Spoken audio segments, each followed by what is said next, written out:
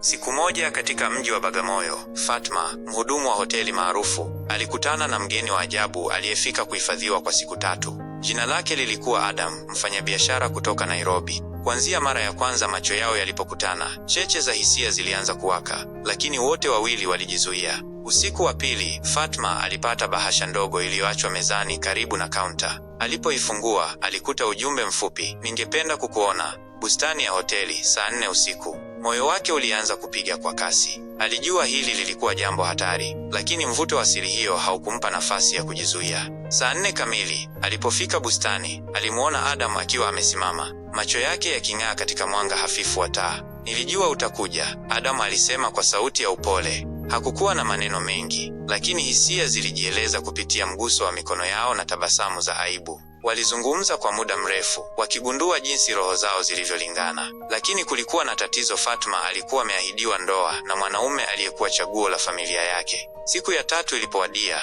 Adam alipaswa kuondoka. Walikutana tena usiku wa mwisho, machozi yakimtiririka Fatma.